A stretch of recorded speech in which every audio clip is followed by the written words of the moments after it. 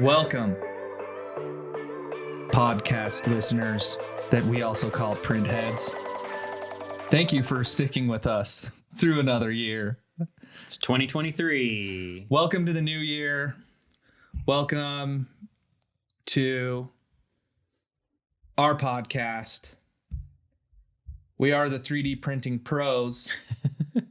My name's Tate. This is Tyler. And for those of you who haven't listened to an episode before, we talk about the real news in 3D printing. We talk about our real experiences in 3D printing. And we talk about some other stuff here and there.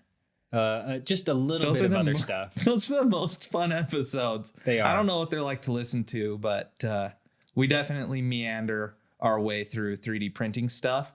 And we like to share little nuggets here and there that involve 3D printing, sometimes just barely, but usually it does. So, welcome to the pod. And for the loyal print heads out there that have been listening for a long time, thanks for sticking with us. Yep, 100%.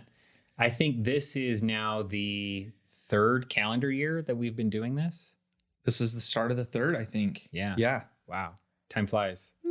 Maybe not. I mean, we didn't start at the start of the year on our first. So the phrasing, third calendar year we've done episodes. Okay. Because we started at the end of one year and then we did a full year. Mm-hmm. Actually, this might be the fourth. No way. No. It's definitely not. I know for a fact it's not. Tyler, don't argue with me on this one. We'll check. I think it's we'll three. check the I tape. think it's three. It's three for sure.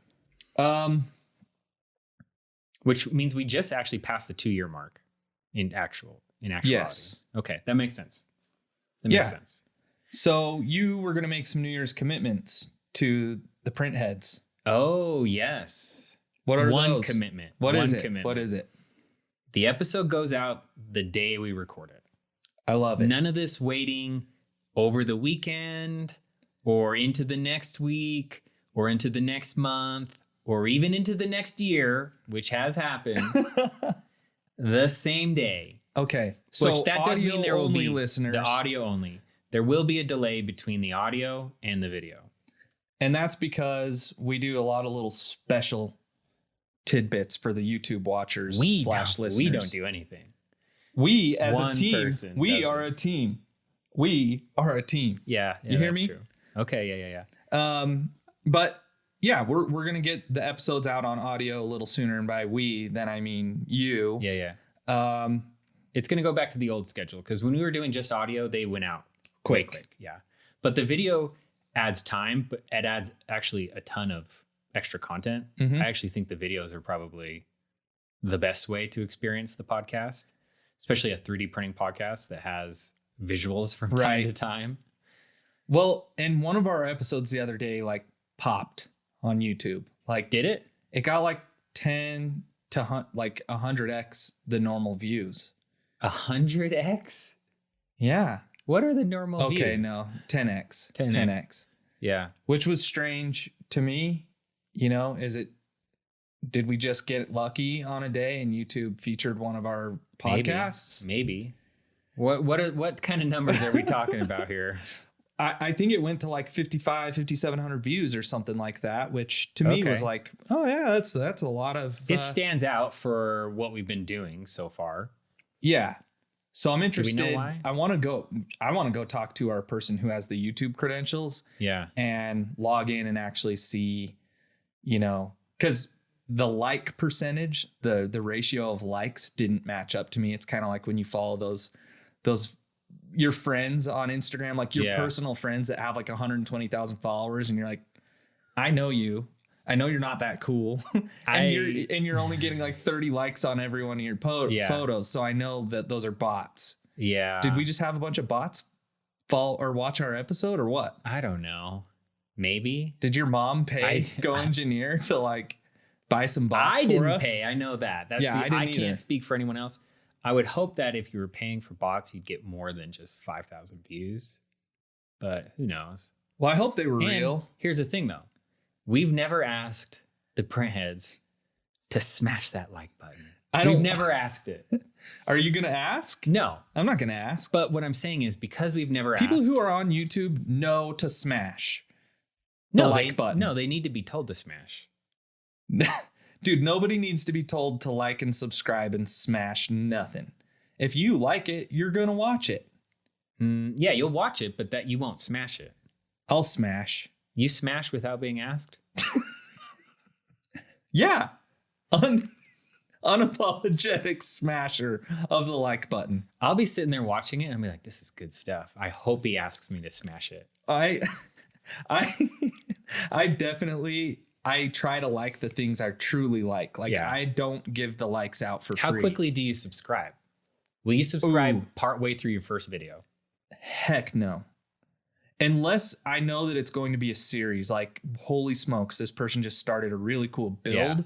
Yeah. I really like the way they put this together. I will subscribe, but that's so rare. I think I only subscribe to like 10 or less accounts. Wait, for real? I don't subscribe to people. I'll like things so that I keep getting suggestions. Yeah. But I will not subscribe. I took a unless I screenshot really like it. The other day for some work related stuff. But I noticed in that screenshot, I had like 490 something subscriptions on YouTube. Oh, mama. I'm quick to subscribe. Yeah. Wow. Yeah, I'm not that way. And I don't need to be asked. Yeah. You know what I'm saying? And I ain't buying no YouTube merch either. I'm sorry. I don't think I've ever bought YouTube merch. It would have to be a pretty cool cause or channel or something like that. But, I do appreciate people's content. I just don't. I support them with a nice thumbs up. Okay. Yeah. That's good. But I also realistically am supporting myself with that thumbs up because I know that it's going to feed me more content like that. Yeah. I've actually had a real issue with the YouTube algorithm lately. It just shows me this. It recommends me the same things over and over and over and over. And it will be all categorized and it'll be like, here's trending or here's new, whatever. And then it will repeat in the categories. Oh, yeah. So for me, where I consume a lot of it at home at night, just through my TV, it's just like the same stuff over and over. It is annoying. And it will show me things that I've already watched. What I don't like is when you add something to watch later. Yeah. And then it pops up in your recommended. It's like, dude, I put it in my watch later so that I have it organized. I don't need you to now suggest it to me every day. I'll watch it when I get to it. It's like bugging you to watch it. Anyway. I know. Yeah, that's YouTube's fun. I feel like it's coming a long way, but the algorithm does seem to be getting clogged up. And my whole thing by not subscribing was to try and keep my algorithm. Outsmart it. Yeah. It was to try and keep it clean. I don't know that it's working because it sounds like mine's almost the only same way to as keep yours. it clean is probably just to not log in at all. Which that sounds like I don't know. That sounds scary. Yeah, I don't like that. I don't like that at all. I have a friend who back in the early days of YouTube I can't remember what he called it, like a YouTube walkabout or something, but he would say his goal was to start with a video that he searched and then use the suggested feed to get back to that video. Okay. There's no way you could do that There's anymore. no way. Not a chance. There's no way. But his thing was he'd go through these different topics and they'd be way off base from what he originally started at, and he'd try to find his way back. And he could do it, but that was the early days. Skills, I guess. Useless skills. So we'll get to the YouTube of the day. Okay. For new listeners, when do we do this? Start of the episode, end of the episode? It always seems like it changes. Oh, the YouTube of the day? We typically do it at the end of the episode. We just go by feel. Yeah, but let's keep it at the end of the episode. Okay. Well, that's coming, and I got a great one today. Yeah, you do. A really good one. Yeah, you do. Is there anything new in your life that you want to talk about? We'll knock out the personal stuff right now. I'm currently in the process of getting scammed on eBay.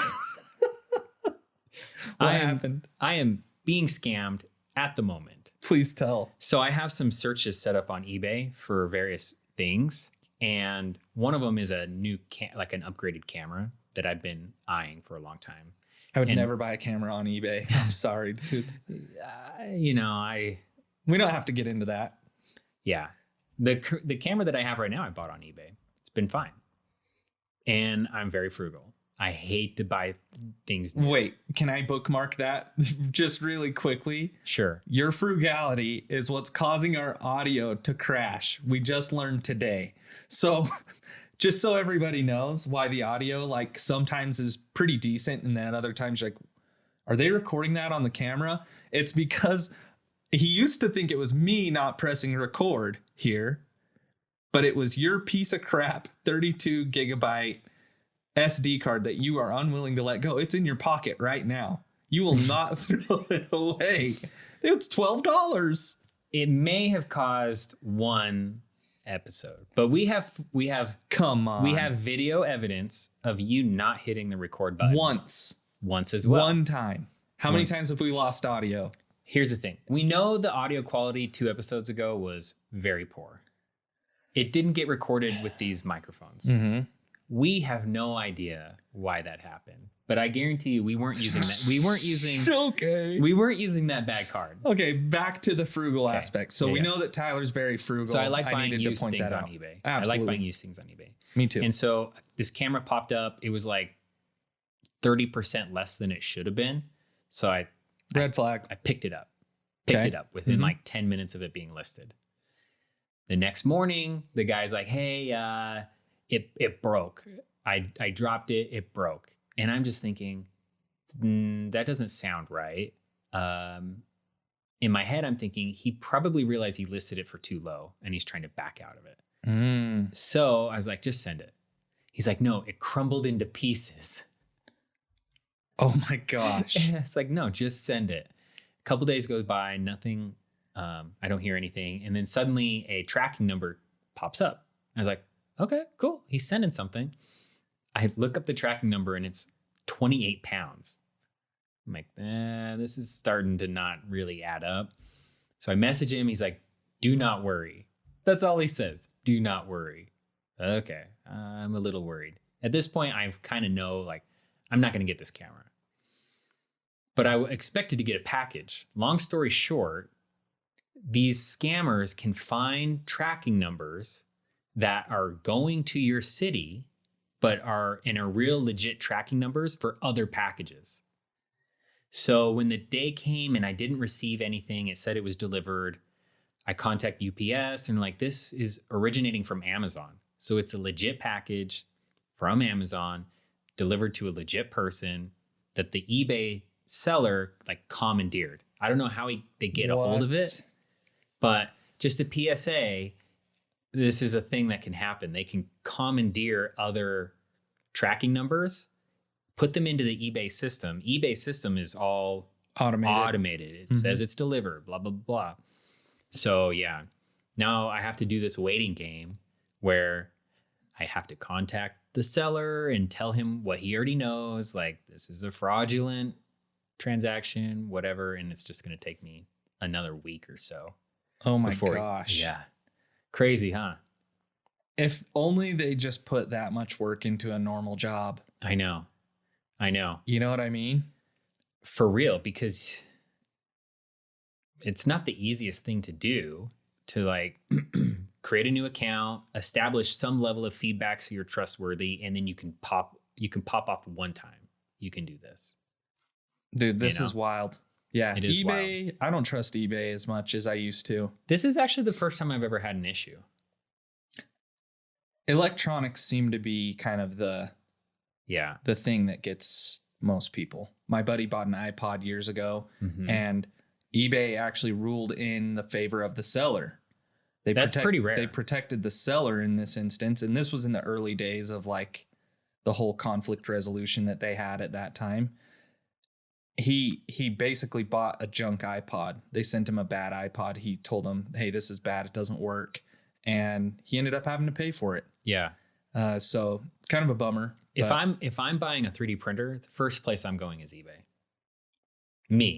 I'm going and no, you don't. I'm searching. Oh yeah. For for like at home. If I'm buying a 3D printer at home for home, I'm going to eBay for sure. And I'm looking for someone who either is fed up with keeping it running or bought a kit and never completed it, that sort of thing. Yeah. So I'm going to the item condition. I'm saying 4 parts are not working, and I'm searching those listings.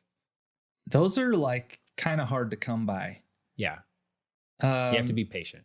Yeah. So speaking of that, I bought this little truck recently and same mentality. I'm like, a mini truck. It's a mini truck. Yeah. It's a Dodge Ram 50. So cool. It's a 1985. It's so cool. And it's a 4-wheel drive.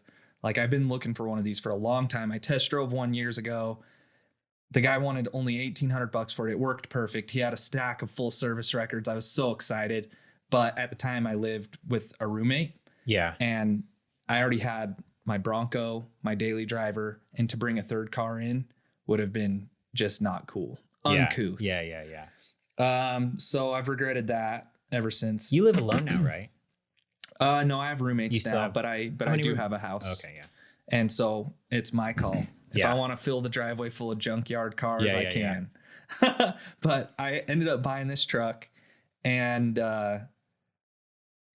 I traded a motorcycle for it.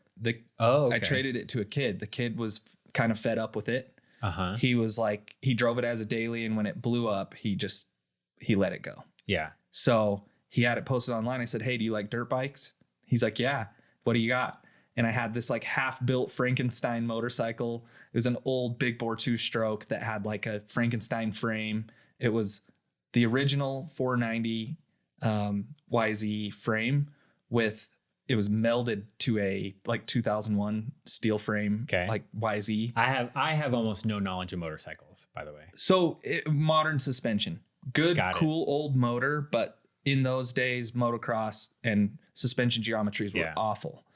Suspension in general was bad. They were still using drum brakes. That's a big thing, right? That's like the whole idea of the cafe racers bringing in more modern suspension. It's a big part of it, right? Suspension and brakes make a bike. Yeah. I mean, the engine too, but like that old school tech, just the braking was bad, tires were bad, everything was just kind of weak. Yeah. And so if you can modernize it, those basics, brakes and suspension, brakes, suspension, and tires, you can actually make a pretty good bike with an old air-cooled motor. Yeah. Anyway, the kid was super pumped on this thing. He ended up trading me straight across. Cool. For a truck for a half-built dirt bike, which I was happy to release one because I had 7 of them. So I was ready to let go. And I got the truck and I was like, hey, does the motor spin and all this stuff? And he's like, oh, yeah, it's totally. No, it was seized up, dude. He had like melted the connecting rods to the crank. And oh, for real? It was bad. It was in bad shape. So I did a full teardown. Okay. So I bought one of these projects that I thought, or I didn't buy. He gave me $100 too. So I got the truck plus 100. He paid you to take. Plus he gave me a camper shell. Yeah, the camper shell looks great on it. But anyway, it's just this old junk trunk. But it ended up being more work than I thought. Oh yeah. And now I'm dumping a ton of money into doing an engine rebuild, and I can't find the dang parts for the stupid thing. Yeah. No, I get it. I bought my milling machine for basically scrap rate, and I had to then spend hundreds of hours to figure out how to put together a computer system and program Linux CNC. So great. And I learned how to like reball the ball screw and check the turkite and all sorts of stuff. So this is actually like this was not a planned theme of the episode, but I actually have a customer right now that's looking to buy a used Fortis 900. Okay. And I kind of gave him the warning. Like I let him know, like, this is the best machine. This is a flagship model. This is like, bias aside, the Fortis or the F900 from Stratasys is like the premier FDM machine in the world. And I just warned him against buying a repossessed one. So I guess his bank lined him up with a repo F9. I had heard that there was one of these on the market. Yeah, and it was so cheap. Because it was dirt cheap. A bank came into possession of it, and now they're trying to find a way to get rid of it. Mm-hmm. And they made him a sweet deal. They even threw in, because they repoed a little, I think a Fortis 400 as well. So like, you buy this, we'll give you the Fortis 400 for free. And he was talking to me about it, and I was like, it sounds like a really good deal. Yeah. At first. Yeah. But when you take possession of this, you're going to be super excited. You're going to have, you're mentally geared up to put some hours towards it and some money. As like, but I want you to know how much money it's going to cost to recertify the machine, Right. get it up and running again. And by that point, it might be worth just investing a touch more in a new system. I mean, there's a big difference between these scenarios because we're talking about like personal projects where if you're a hobbyist, if you don't get it running for a year, like that's okay. Yeah. You're just taking up a space in the, and the yard. We're talking about like 4-digit numbers. Yes. This you're talking about a 6-digit number, I'm sure. And of course there's going to be a business case for it.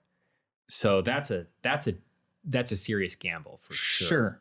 And like you mentioned, we're tackling the job as a hobbyist. Yeah. But if your primary job is an engineer, an R&D person, or a development individual, like when you buy a system, the people who invested in it, your finance people, they're watching to see like, when's that thing going to be up and running? Exactly. Whereas on the other side, complications almost sweeten the deal because as a hobbyist, you're basically doing to it. You would say this. Oh my gosh. Isn't that the complication is what makes it cheaper for you. And that's why you're engaged. It sweetens the deal. I get more value out of it.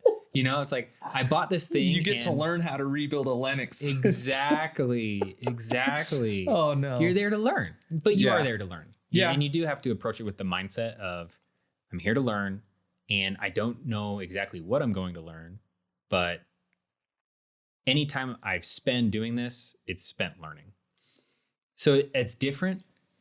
And, I would have some faith in like, you have a system that is well supported and there is a program to recertify it and ensure some level. This is a good point. Of there's still service available for that system. Yeah, and you're resources. just going to pay for it. So find out what that cost is and factor it into the cost because you're going to have to do that.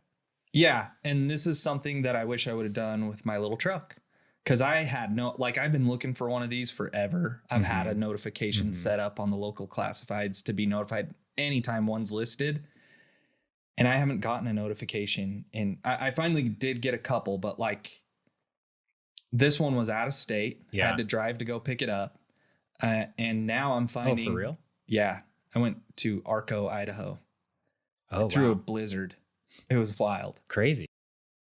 Yeah. But anyway, I didn't research the engine and the parts. And because it's a 4-wheel drive, it made it even more complex. Yeah. Because like doing an engine swap on a carbureted car is like pretty easy, especially if it's just rear wheel drive. Right. But this is a 4-wheel drive. It's got a little transfer case, and you should see how cute this little transmission and transfer case is. It's tiny.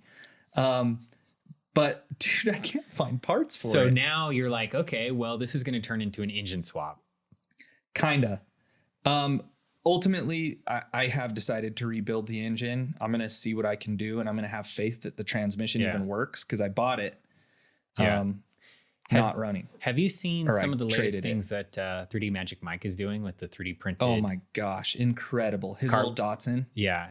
He's got the little Datsun and tons of amazing 3D printed components. He actually has a little like Mitsubishi SUV too that I think uses some of the same drivetrain parts as my truck, my new Ram 50. Huh. But he's been doing some crazy cool 3D printed molds for Insane. carbon, not even carbon layup. It's like a chopped carbon epoxy mishmash. Yeah, it's just solid carbon. It's a solid carbon fiber.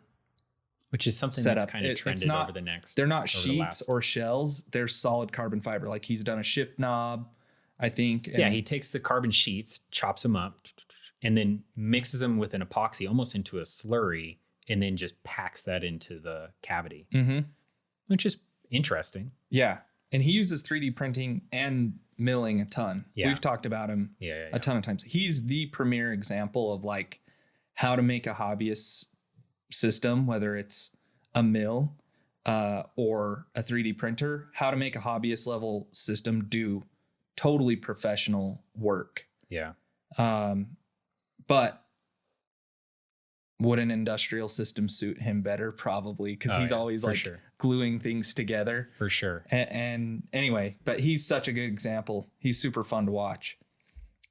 You had some other news though. We need to get to like some real 3D printing news. So we have CES that's just wrapping up down in Vegas. And CES is like the premier electronics trade show. It's like the SEMA of electronics. Okay. You know? So like consumer electronics for the most part, but you'll get cars and things like that as well. Okay. As they become more and more digital. Yeah. You know? And for the past handful of years, there's always been something 3D printing related. So we have a few things. Formlabs released or announced like an automation ecosystem, kind of similar to the Origin One robotic system. Okay. In loading and unloading. Well, I shouldn't have said that. It's the same in like the end result. More production oriented, more parts in less hands-on time. They do it by having a bank of printers that just feed and release. There's no robot. Bummer.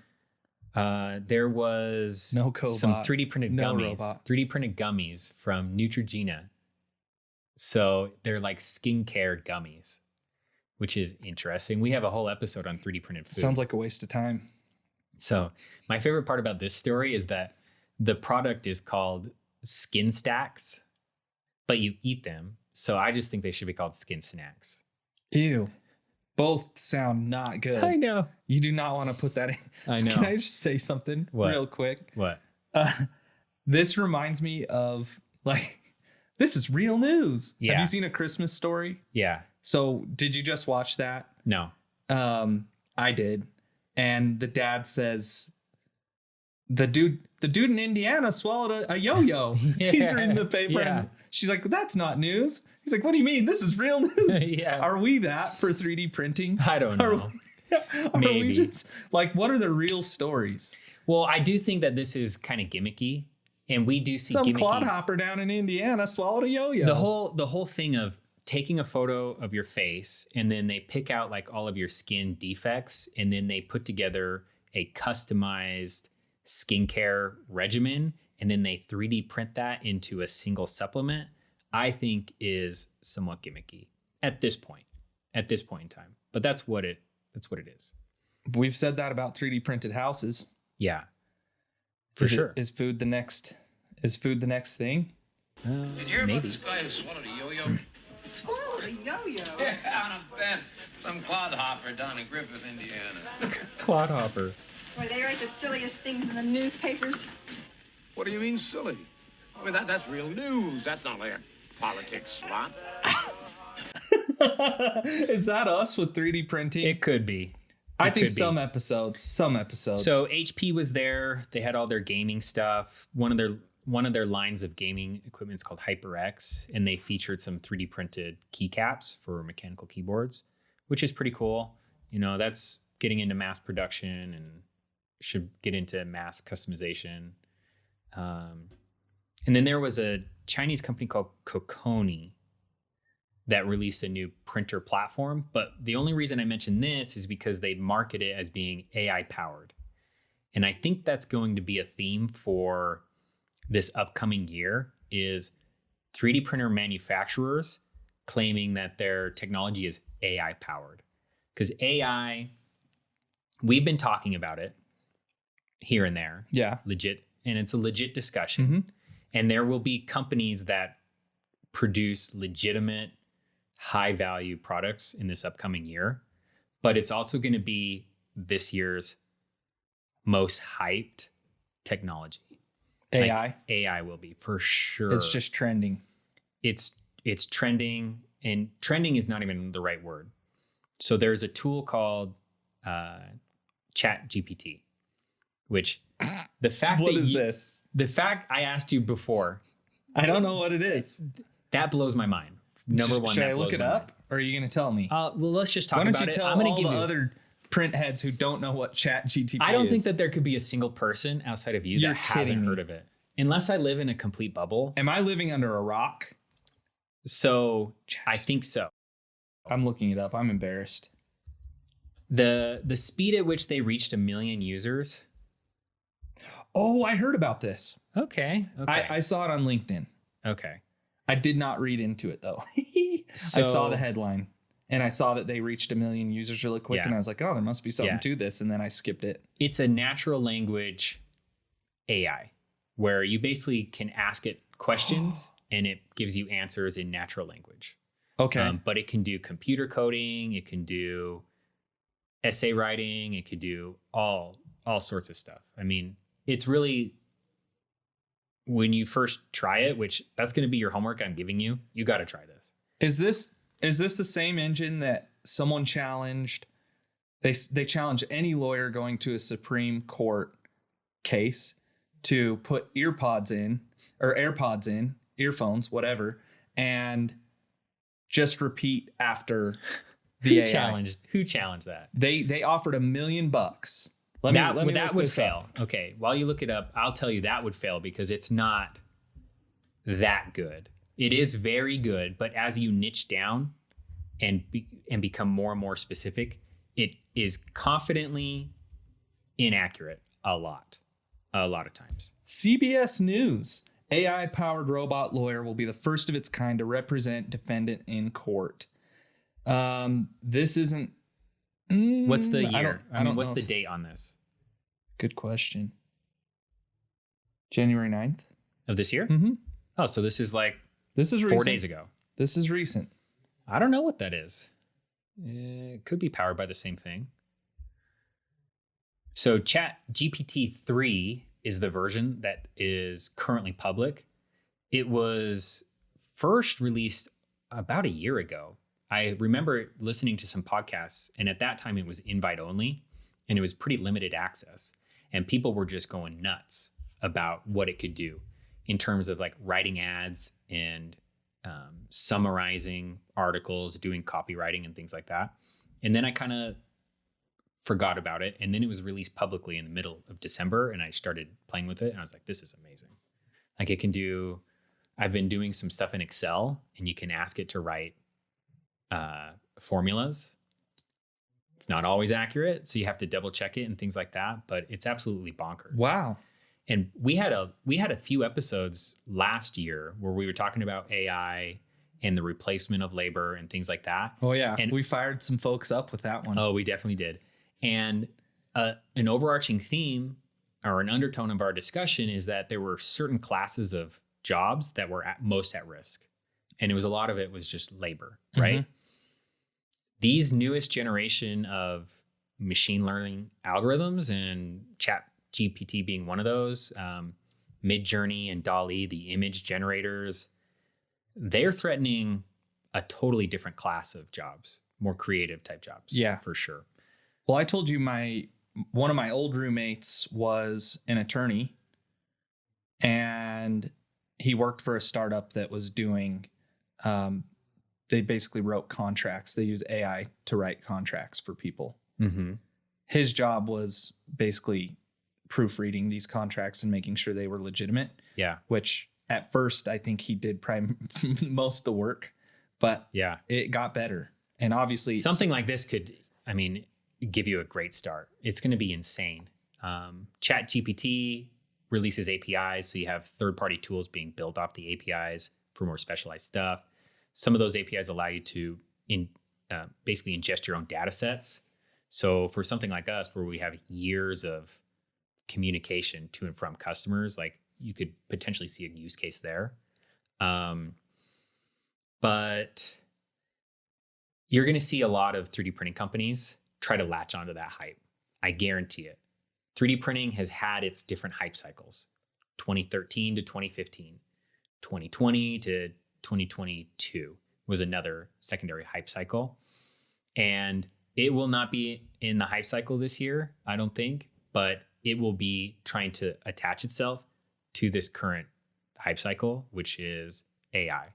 So that's not to say that some of these companies won't actually implement this technology in the way that you think of it, but so many will say it's AI powered, and with the implicit, it's the implication of, okay, it's AI powered. It's going to do this for me, but it's probably not that. It's like, it's an AI powered defect detection, for example. Well, is it closed loop, and is it detecting defects and then making changes so that it doesn't happen again? Or is it just recognizing it? Those are two very different things. And AI, as the consumer and even just most people in general, assume that it's going to actually not just recognize something, but it's going to make a corrective action to it and change the delivery to it, which is a much harder thing to do. So that's going to be something I think we talk about a lot this year.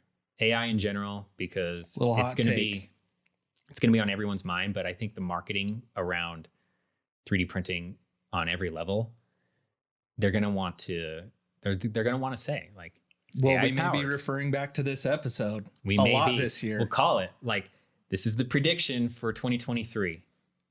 I like it. Yeah. I like it. You've made a good commitment to people in terms of prediction and in terms of delivering episodes on a timely manner. Yeah, timely manner for sure. It's young law tech entrepreneur offers $1 million to lawyer who uses his AI chatbot in Supreme Court. Oh, okay. Got it. It's a British American law tech entrepreneur, and let's see. Joshua Browder, 26, founded Do Not Pay in 2015. Okay. So follow this up if you're interested in this AI. So 2015. So he's using tools that are materially different than what we're talking about here, because the app helps users fight parking tickets, delayed flights, and unfair charges using artificial intelligence technology. Yeah. Yeah, it's interesting. I mean, this is a marketing stunt for sure, but it's smart. I love it. Yeah, it's smart. It's bold. I like it. Supreme Court, come on. That could be crazy. No one would ever. No, it's not worth $1 million. The Supreme Court's changing every day, but no one is going to show up and argue in front of the Supreme Court with AirPods in. With AirPods in. It's just, there's certain industries and certain professions that history and just norms play a huge role, and it would just be considered disrespectful to do that. And to everybody an attorney would never do that and pass the bar. And then it could potentially threaten their bar. This is like Homie. Homie? What's Homie? Homie's the home resale or the home. It's a real estate agency that doesn't use real estate agents in a conventional way. Yeah. They have a flat rate to sell your house. It's like $3,000 instead of paying your real estate agent like $30,000. And all real estate agents talk crap on it. They hate it, blah, blah, blah. But nobody's quitting using it because it's cheap and it's saving everyone money. That just reminds me of another aspect of this Supreme Court thing, is that these cases make their way up to the Supreme Court. You know, it's a case that's been tried in local district courts, and then it's been tried in like circuit courts, and then it elevates to the Supreme Court. So the attorneys in this case have already made their arguments multiple times, and they've refined their arguments. And then the fact that it gets taken up by the Supreme Court is like a huge deal. No one's going to no person that's being represented is going to hear that their attorney is going to just like change their arguments and totally in real time. Exactly. So it's this thing that he's throwing that out into the ether and getting tons of I love it. interest in it. But it's just gutsy. It's not gutsy because there's absolutely zero. I still think it's gutsy. There's zero chance that anyone could even take him up on it. You never know. So it's not gutsy. You never know. It's smart. It's not gutsy. Well, it made waves. It made waves. And I liked it. So it was effective in that case, but it's not gutsy at all. Well, good marketing. Good marketing. I'll say that. Yeah, it's good marketing. And it fits in line with the AI theme. Oh, I agree. You're going to see it. You're going to see it everywhere. You'll see it in 3D printing, but you're going to see it everywhere. AI powered such and such. Do you have any other news important to the listeners, to the print heads? No, I'm just glad that we got through 2022 and it wasn't a total bloodbath for the industry, because 2022 was rough for a lot of different industries, like tech industry. I mean, some of the biggest companies were fundamentally changed. So good riddance to 2022. We'll see how 2023 plays out. I'm optimistic. I know a lot of people, depending on industry, are starting to look toward, I don't know, there's a lot of fear. Yeah. But I hope things are good. I hope things continue to go on. I have an update from Juicy Filaments. Oh, do you? Okay. Yeah. Did it just come in? Did he hear that we were recording an episode and he just quickly typed? Did I ever tell you about the Juicy Filaments 100% recycled unicorn tier material? No. This is new. And this breaking, is very, very real. Yeah. Very real. Hey, print heads, are you tired of using bland, boring 3D printing materials? Look no further than Juicy Filaments PLA. This premium material is so juicy, it practically sizzles as it comes out of your 3D printer. I think that's a bad sign. Plus, it has a glossy finish that'll make your prints shine like a glazed ham. And the best part? It's made from 100% recycled unicorn tears, so you can feel good about using it. So why not add some excitement to your 3D printing routine with Juicy Filaments PLA? Try it today. Wow. What causes a unicorn to cry? You know what? Obviously, they're not real unicorn tears because unicorns don't exist. That would be false advertising. Well, that could get us in trouble with the FCC. Juicy Filaments has been putting out a lot of promises that so far we haven't seen any of these PLAs. We haven't smelled them. We haven't tasted them. We haven't done all these things. A unicorn has to be put in a pretty bad position to force it to cry. Do you know if the Juicy Filaments website's up and running yet? I don't know. Maybe they'll post a video of how they extract these unicorn tears. You know what I'm saying? I hope not. I'm going to get to my YouTube of the day. Okay, let's do it. And then I think we'll wrap it up. Wrap this up. Okay, this is one we've talked about a long time ago. This is one I haven't revisited, a channel that I haven't revisited in a long time. Because as much as this guy does cool things, he's all over the place. This is a very productive human being, by the way. Yeah. The channel is Wesley Kagan, and that's Kagan with a K. You got to look this guy up. He's reason awesome. This video popped into my feed was because I've been doing a lot of engine work lately, and I've been looking at teardowns and rebuilds and things like that. I'm finding a new passion. Like, engines are so cool. Oh, yeah. Like, I've always liked cars, but like... Just as they're on their way out. Yeah, I know. It's terrible timing. But... I thought you knew all about engines. I mean, I did, but I never have torn one apart myself till this recent engine. Okay. I've never torn the head off anything. I've never... I've done headers. I'm surprised to learn this. But yeah, okay. Yeah. I've helped engines breathe a little easier, but I've never replaced a head. Got it. Or done a lower end. Anyway, he buys a V12 engine. I think he plans to put this in his race car. The title of this video is called his homemade race car, right? Yeah. Yeah. So I built a new V12 for the race car. ... Yeah. That's the title of this video. And as I watched it, I'm like, this is such a huge undertaking. He is taking off the cylinders. Actually, he left the cylinder heads on. He took off the intake, and he's building individual intakes for every cylinder. So there's 12 individual carburetors. They're Hayabusa I think they're carburetors. They might be fuel injected, but he built basically a full linkage system for these with 3D printing. I don't know what machine he's using, but I'm gonna play just a little clip here. Okay. This is a little montage of him using the 3D printed parts. So sorry for the audio only listeners. I'm going to send this video to our producer, and we'll have this up on the YouTube channel. But like, he's putting press bearings in there. You see that? What material does it look like? It looks like it could be off a Markforged printer. Okay. It looks like an Onyx maybe. Yeah. It's a lot of carbon fiber. To me, it looks like a nylon carbon fiber because it's got a rougher texture to it. Does it have like that satin look to it? Satin finish? It's matte, yeah. Yeah. It's not super glossy, so it looks like That's a good guess, carbon then. fiber. Yeah, That's a good guess. I think it's a good guess. Because That would add some rigidity, some stiffness to these linkages. Well, let's. I'm gonna fast forward to the end of the video here because there's a little surprise. Oh yeah. He makes it work.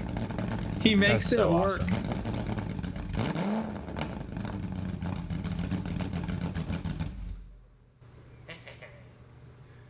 It works. He's such a weirdo. He's awesome. I think I'm cutting my head off.